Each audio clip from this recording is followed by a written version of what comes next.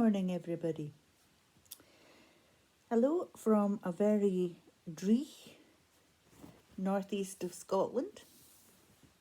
For those people that are not from these shores, dree to me means that it is very overcast. We've got quite thick fog, but it's also that smurry rain.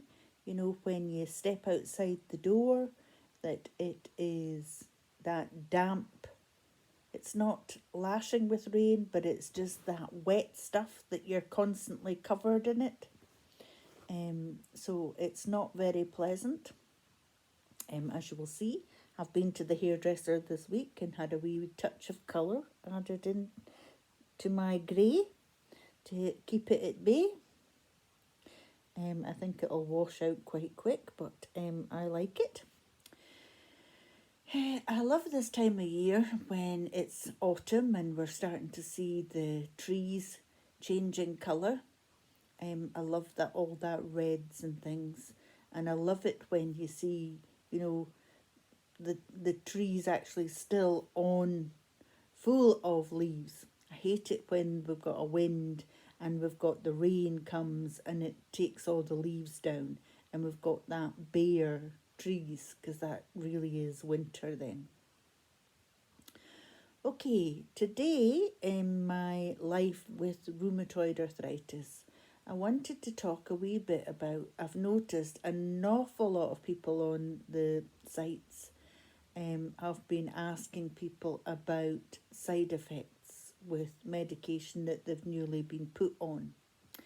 And I often reply to these, but I'm just going to say what I say to them. You know, there's no two people that are alike when they have drugs. For instance, at one point I was on methotrexate tablets and also methotrexate injections. Now, for those people that have seen my trailer video, and I can't remember which number it is now, but there is photographs in there where you see that my face looks a terrible mess, and that was due to methotrexate. Now, my friend was on methotrexate. She didn't have a rash like me, but instead she suffered from hair loss. And I have to say that the drugs actually did work for my joints, but it was just that I looked like Frankenstein's monster, and it did nothing for my self-esteem for going out and about in public with a face that looked bad. I mean, it's bad enough for what it does to me now with the drugs that I'm on, and it affects my teeth, my jaws, my sinuses, my hair, and I get spots all over, but nothing compared to what it was like before with methotrexate. One of the questions, like for instance, an awful lot of people have been put on sulfasalazine. Now, I was on sulfasalazine for over 15 years, and I was on 5 tablets a day. And I have to say that to me, it was one of the better drugs. Yes, occasionally, you would have where it would upset your stomach and your bowel, and so you could have loose stools. And the most common one is that, of course, that affects the colour of your urine, which was always an interesting one when you would go and put in a sample to be tested if you had a urine infection, because it would come out bright orange. But on the whole, I lived really well with sulfasalazine. I led a normal life. I worked full time. In fact, I worked more than full time, because in those days, a lot of the jobs that I had, I worked an awful lot of overtime along with that. So, no, I did that, kept a house, did everything that you would be expected to do, cooked and cleaned, and had no issues. Maybe not able to walk quite as far, and I think that's been one of the things along the way that I've always had. Anyway, for 15 years I was on the drug, and then due to a series of events, I've found that stress is not good for me with rheumatoid arthritis, and it does affect me more when I am stressed. But at the time, my body developed an intolerance towards the drugs. I think it was just too used to the drugs, so they were no longer effective. At the time, I keep watching. I've got a little robin that sits outside the window and stares in at me. Anyway, at the time, I was being made redundant, and I decided that I would take the opportunity to move city and pack up my home and move back to my home city so that I would be better placed to help take care of my mum. Now, that's when I developed a massive flare and the sulfasalazine stopped working, and that led to me with over 10 different drugs in 4 years to get to the place that I am now. So I have to say, everybody's experiences are different. And I would say to you, if you are newly diagnosed, yes, by all means, go online, Google and see what, it says what the common side effects are of your drugs, what you can expect. I think with a lot of these sites, and I know we're all guilty of it, and we ask what people's side effects and things are, but we do tend to hear the worst of the scenarios.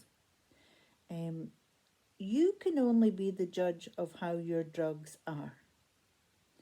And remember as well, that's the other thing, that it takes a long time sometimes for these drugs to come into your system, particularly in these ones that they start us off with. Sulfasalazine and methotrexate, they say, can take anywhere between 10 and 12 weeks for it to get into your system and start working.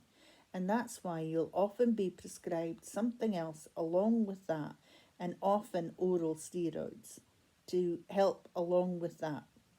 But when you come off some of these drugs, they expect you to be off for at least 6 weeks before they want you to try something else. So it's out of your system before you have anything else. The good news, I would say, is with the JAK inhibitors that I've been on, that I have actually found that they have been effective. And particularly, I'm on Rinvoq now, or upadacitinib. It always sounds like oompa, doesn't it? Anyway, I found that it started working immediately, and I was amazed that by the quickness of that after having been. But as I've said before, they tend to put you on. You'll start off with either methotrexate or sulfasalazine. That is the standard thing. But you might have some of these other things like hydrochloric, whatever it is, added into that, or an oral steroid. But please go by your own body. Your body is going to tell you if it's not working. And if you're still suffering from flares, if you're suffering from pain and swelling and you still can't cope with it, or your side effects turn out to be extreme, like mine, where you look, you can't go out because you're in such a mess. Or I've had a side effect where I couldn't walk. Literally, I could not walk because of it not working for my feet and my ankles, and literally I stood up and fell over because I could barely put one foot in front of the other. In that cases, the only option for you is to contact your rheumatology team as soon as possible.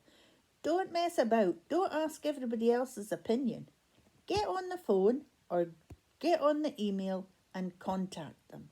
And your rheumatology team should be able to then meet with you and say what the next steps are going to be. I've always said you don't get anything in this life for nothing. You have to hound them if that's going to be. But I'm a great believer that I'll do things for kindness. And that if people are kind to you, you know, and respectful of you, you'll be much better towards them. I've built up a really good team with a good relationship with my rheumatology team. And I would encourage others to do the same. I did say this to somebody the other day, that one of my things I like to do is I like to bake, and that is my bit of comfort when I'm able, because the standing bit when doing stuff can be hard sometimes. But I like recipes where I bung everything in the mixer and let the mixer do everything, and will do my baking then. And then, particularly if I'm going into rheumatology to get either my bloods done or have a meeting with the consultation with my consultant or whatever, I will always bring in a wee bit of home baking for the staff to enjoy. So I've got a very good relationship with my team. So you might want to try it. You might be surprised. Okay, on that note, I shall end this and hope that you're all well and that you're able to control your symptoms at the moment. Please like, share, subscribe if you haven't done so. Let's get the news out about the channel. Please comment. I love to see your comments. Let me know how you're all doing. And what do you think about side effects? Have you, does it disturb you when people talk about side effects and the drugs are working for you? Have you had experience of bad side effects with your drugs? The one thing I would say is I'm always pleasantly surprised by how many more drugs keeps coming for rheumatoid arthritis. So on that note, I want to thank you all again. And as I said, please like, share, subscribe, and please keep coming back to the channel. Thank you. Bye.